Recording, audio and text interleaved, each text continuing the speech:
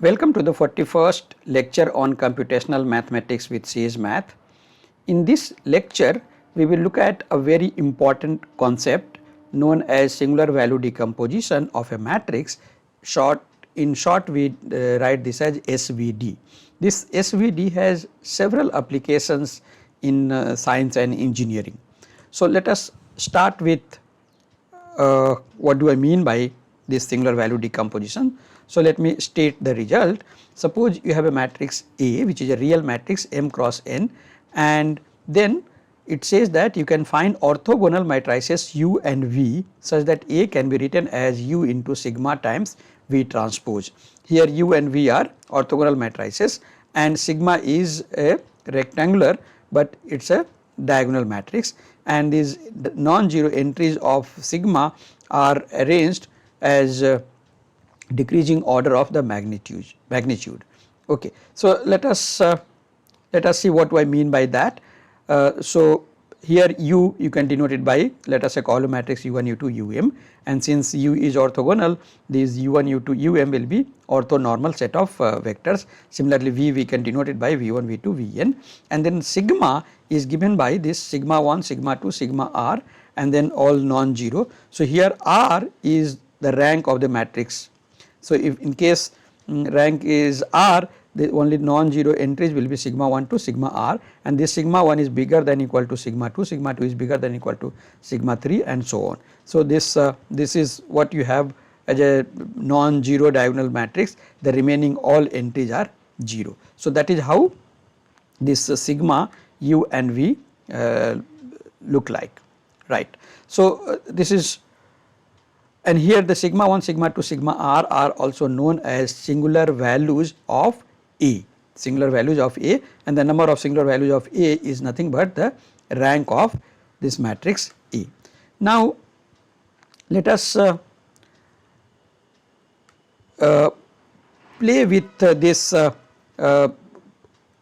singular value decomposition. A is equal to U into sigma into V transpose. Now suppose we look at what happens to A transpose A and A transpose.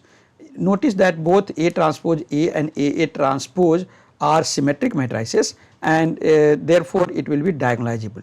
Not only that, if you look at for any vector x transpose A transpose A, so this would be A transpose A, this is nothing but inner product of A transpose AX with X, which is same as saying A inner product AX with AX, that is nothing but norm of AX square, which is always non-negative. So for any vector x for any vector x, what we have x transpose AX is always non-negative. That is same as saying A transpose A is actually a symmetric and non-negative definite matrix. In particular, all eigenvalues of A transpose A will be non-negative, right. Similarly, you can check the other one. Let us say Y transpose A into A transpose, that also you can check. Okay. Now let us look at, suppose A is equal to U into sigma into V transpose. Then if we compute A transpose A, then just replace the formula for A, what you get is, this is nothing but V into sigma transpose sigma into V transpose. Now what does it say? This or if you just multiply by V inverse on the left hand side and then V transpose inverse on the right hand side, but since V is orthogonal, V inverse is nothing but V transpose. So what you have is V transpose A into V is sigma transpose sigma, but sigma transpose sigma is actually nothing but, this is a diagonal matrix, sigma 1 square sigma 2 square up to sigma r square, and then all remaining all 0. This is M cross M diagonal matrix. So that means the A transpose A is diagonalized using using V. So that is same as saying the columns of V, which is V1 V2 Vm, are nothing but eigenvectors of A transpose A, and with eigenvalues sigma 1 square sigma 2 square up to and so on, and then take the square root of this sigma 1 square sigma 2 square positive non-negative square root of this, and that is how you obtain this matrix sigma, right. So, similarly you can look at what happens if you calculate A into A transpose. When you calculate A into A transpose, what you will get is U into sigma sigma transpose U transpose. Therefore, U transpose A transpose U is nothing but diagonal entry sigma 1 square sigma 2 square up to sigma r square, and then remaining all 0. This is n cross n diagonal matrix which has only r non-zero entries. That means this again, it means that the columns of U are eigenvectors of A transpose with eigenvalues sigma 1 square sigma 2 square up to sigma r square. Now, if you look at therefore, in order to find U and V, all we need to do is we need to find these as eigenvectors of A transpose and A transpose A. Eigenvectors of A transpose A are nothing but columns of V, eigenvectors of A transpose are nothing but column vectors of U. Of course, you need to find eigenbasis of A transpose and A transpose A, and that eigenbasis will be actually the columns of U and V, right. And also since A transpose A and A transpose are symmetric matrices, eigenvectors corresponding to distinct eigenvalues, they will all be linearly they will all be orthogonal. So, that is why we are able to find U and V which are orthogonal matrices with this property. So, this is a very simple concept, and actually the proof of this theorem is also very easy. This is actually a constructive proof. You simply need to start with eigenvectors of A transpose A, and then accordingly you define vectors Ui, right.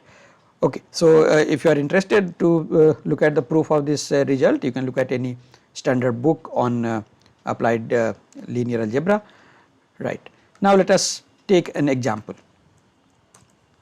So, suppose we have a matrix A, and since we want its singular value decomposition, and that involves finding eigenvalues, eigenvectors, you may have to do numerical eigenvalues, eigenvectors. So, we will take the domain as RDF. So, the matrix is 1 2 3 4 5 let us say 4 5 6. So, that is the matrix. This is a rectangular matrix and it has only rank, it has rank actually 1. So, let us see. So, SAGE has inbuilt method to find singular value decomposition. All you need to do is A dot SVD and empty round bracket. So, let us compute this and let us ask it to show what are the U, S and V. Sigma I am denoting it by S. So, this is the matrix U, which is a 3 cross 3 matrix. Namely, notice that A is 3 by 2 matrix, and therefore, and this is the sigma. Sigma is actually 2 cross 3 matrix, and these are the diagonal entries, and this diagonal entries, this is going to be actually the square root of the eigenvalues of A transpose or A transpose A, and this is the second one. And also you can see here this is arranged in decreasing order. This is the maximum eigenvalue, this is the smallest one, and then this is V will be 3 cross 3 this, and you can check that U V what we have obtained are orthogonal matrices. So, if I look at U into U transpose, that should give me identity matrix, and similarly if I look at V into V transpose, that should also be identity matrix. Of course, you can see here this entry is of the order 10 to the power minus 16, which is as good as 0. This is 10 to the power minus 70, which is as good as 0, right. So, U and V are orthogonal matrices. Next, let us look at how we can obtain this manually. So, first we need to compute A transpose A. So, let me denote A transpose A as ATA, and once we have obtained defined this, let us find eigen matrix of A transpose A. So, eigen matrix will give you two matrices. One is the diagonal entries will be the, since this matrix is diagonalizable, this will be the matrix D whose entries are eigen values, and you right. So, this is the sigma 1 square, this is sigma 2 square, this is sigma 3 square, this is 0, and then this is the vectors of eigen, this is matrix of eigen vectors.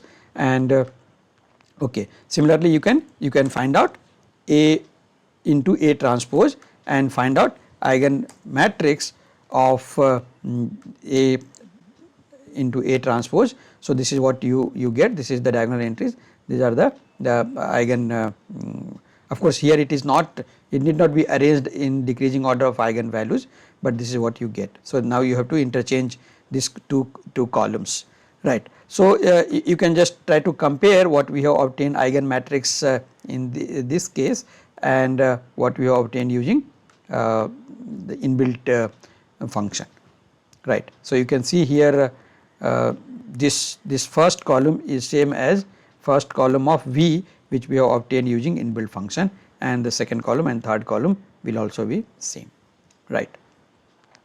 Now, so let us look at how we can obtain. Okay. So, next let us look at what is geometric meaning of this singular value decomposition. You see, A is a linear transformation. When if A is M cross N matrix, A is a linear transformation from Rn to Rm. So, we would like to know how any object gets transformed by this matrix A, right. So, for example, if I take any vector, what happens to that vector? Now, since A is split as sigma U into sigma into V transpose, A of any object will be U times sigma times V transpose. Now, U and V are actually orthogonal matrices, and orthogonal matrices are nothing but actually matrix of rotation. So, this what V transpose will do, it will rotate that vector, and sigma is going to be a diagonal matrix basically. So, that is going to what? It is going to scale in each coordinate direction, and then you rotate by U. So, any action of A onto any vector can be obtained as the sequence of action by V transpose, sigma and U transpose. So, that gives you actually geometric how an object changes by a matrix A. So, let us try to demonstrate this in 2 dimension and 3 dimension. So, suppose you have a matrix, let us say okay, this we have example we have already seen. So, let us go back to this place, right. So, we have a matrix A which is a 2 by 2 matrix, 4 minus 2 minus 2 3, this is symmetric matrix, right. Now, let us find singular value decomposition of A. So, first we need to change the ring to RDF and find singular value decomposition of this as this into U, S and V or V transpose, any one you can look at. Now, let us see, suppose we have a unit circle, okay, and we want to see what happens to unit circle when you apply A to it, what happens to the image of unit circle under A. So, let us also plot, let us define these unit vectors E1 and E2, and then let us plot this circle with the image of unit vector. So, earlier unit vectors were this is U1, this is E2. Now, when you have multiplied this unit vectors by V transpose E1 and V transpose E1 E2, then these vectors. So, for example, this V transpose E1, this is in red color. So, E1 goes to this and E2 goes to this. So, that is how this has actually you can check that this has been obtained using some kind of rotation. Now, next let us apply sigma to it. So, when we apply sigma to it, first we applied V transpose into circle and then S into V transpose circle. So, that is how the circle will change, and Also let us plot the vector S into V transpose E1 and S into V transpose E2, and then when you plot this, you see what happens. This two E1 and E2 are scaled. So for example, what it is scaled by which factor, so that we can obtain using this S. So in this case S is this and this. So first x coordinate will be one coordinate is scaled by a factor of 5.56, other coordinate is scaled by a factor of 1.43. So that is exactly what has happened to these unit vectors, right. So the circle has become a kind of ellipse, right, and then now again apply u to it. So when we apply u to it, again you will get some kind of rotation. So u into S into V transpose of circle, and here again to u1 apply A, which is same as saying u into S into V transpose, and similarly u into S into V transpose of E2. So that is how you get. So this now this ellipse is rotated like this by u. So that is what does it mean actually. So any circle, when you take any circle and apply A to it, this would become a kind of ellipse, but ellipse, this semi major and semi minor axis, this will get rotated by once by A transpose by V transpose, another one by U, right. Similarly you can do the same thing using for 3 cross 3 matrix. Now let us take a 3 cross 3 matrix 2 3 1 minus 1 2 1 and 0 2 3, and find out again singular value decomposition of A, that U S V transpose V T, which is V transpose as A into A dot SVD, and let us take a sphere. The parametric coordinate of a sphere is nothing but the first coordinate is sin S cos t, second coordinate is sin S sin t, and third coordinate is cos S. Here S and t, S will vary between 0 to 2 pi, t will vary between 0 to 2 pi or other way around. Okay. So let us plot. So actually in this case S varies between 0 to pi and t varies between 0 to 2 pi. So let us plot this sphere as a parametric plot.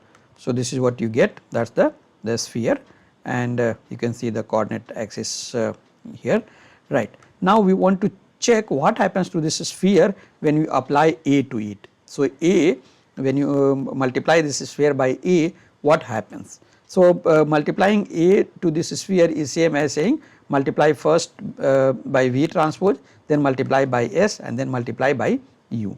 So let us sequentially plot graph of each of this thing. So first let us plot graph of sphere multiplied by V transpose, right, V transpose times sphere. So V transpose is actually orthogonal matrix. So V transpose sphere will just be will get rotated. So when you rotate a sphere, what you are going to get is sphere itself. Of course we can check what happens to unit vector as we did in case of circle. So that I will leave it as an exercise. You can try to explore what happened to the sphere, the unit vectors. So try to plot unit vectors E1 E2 E3 along with the sphere, and then add what happens to E1 E2 E3 under V transpose. Okay. Similarly, next let us apply S to it. So V transpose sphere times S. Now what you expect it to do, since S, let us just look at what is S. S will be a diagonal matrix. So let us see what is S here. So S is this matrix, diagonal matrix. So this is the first one of the axis will get multiplied by 5 times 107, second one will about 2.292, and third one about by 1.0277. So this sphere now will become an ellipsoid. Let us see that. Okay. Yes, that is what has happened. So a sphere has become ellipsoid, and you can see what happens to these unit vectors along the coordinate axis. Now then apply u to it. So, u times s times v transpose. So, this ellipsoid will get actually rotated by this u, because u is a orthogonal matrix. So, that is what you can see here, that again gets it just gets rotated, right, nothing, there is no change in the coordinate on the axis, but it only gets rotated, right. So, that is how you can explain geometric meaning of singular value multiplication of any matrix to any object in R2 and R3, right. So, next let us look at how we can obtain generalized inverse using singular value decomposition. So, you see that we have split A as u into sigma into V transpose. A is M cross N matrix and A is u into sigma into V transpose. Now, suppose generalized inverse of this, you look at what is the property of inverse of multiplication of two matrices.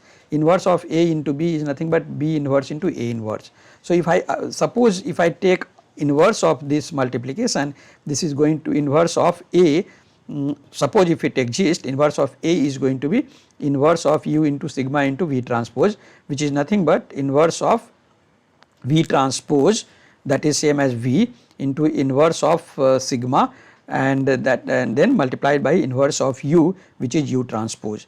So, but since A is not invertible, but u and v are orthogonal matrices, they are invertible. Sigma is not a square matrix, it is a rectangular matrix. So, you have to define what is inverse of this kind of rectangular matrix, what is generalized inverse of this kind of rectangular matrix. Now, just imagine in case sigma happens to be square diagonal matrix, and if diagonal entries are all invertible, its inverse is nothing but diagonal entries becomes 1 upon the diagonal entries of each of these. So, in case it is not, if the diagonal entries are non-zero, then you cannot write 1 by the diagonal entries. But whatever so then inverse of this sigma is going to be nothing but you just take a transpose of this matrix sigma, and wherever you have diagonal entries which are non-zero, you take reciprocal of this. So, that is going to be generalized inverse of sigma, right. So, this is quite easy to check, and then generalized inverse of A, which we denote it, write it as A dagger, is going to be V into generalized inverse of sigma into U transpose. So, that is very easy to do this computation. Once we know singular value decomposition, this is very easy to compute. So, in this case only the concept which is needed was the finding generalized inverse of a square of a sigma, which is a kind of diagonal matrix. So, this is how you can obtain, but of course Sage has inbuilt function to find generalized inverse. So, for example, if I take any matrix, let us say what is A in this case is a 3 cross 3 matrix. Let us define A dot, it is called I think pseudo inverse. So, this is the generalized inverse. Now, if you look at what is A inverse of in this case A dot inverse, if it exists. So, both are same. In case A is invertible, pseudo inverse or generalized inverse will be same as its inverse. So, both you can see here they differ in decimal. So, the algorithm to compute pseudo inverse may be different from the algorithm to compute inverse. But even if A is not invertible, so for example, let us take A to be a matrix, let us say 1 2 3, and the second row is let us say 4 5 6, and we can find its generalized inverse A dot pseudo inverse of this. This is what you get, pseudo inverse of this, and you can try to verify the properties of this pseudo inverse. So, for example, compute what happens to A into pseudo inverse of A, the pseudo inverse of A into A, and all these properties you can verify. But as I said, using pseudo inverse you can also obtain this least square solutions. So, let us let me leave few exercises for you. So, first is to find the singular value decomposition of this matrix, quite simple, and the second one is find least square solution of X equal to B, where A is this and B is this is B, using pseudo inverse or using generalized inverse. So, the least square solution of this X star is going to be A pseudo inverse of A times B. So, you simply compute pseudo inverse of this, and which is we denote by A dagger. So, A dagger times B is what you need to compute. So, this is very easy exercises. Now, let me leave one more exercise, try to, let us say, find the generalized inverse of, let us say, A, which is, let me just copy this here, A is equal to let us say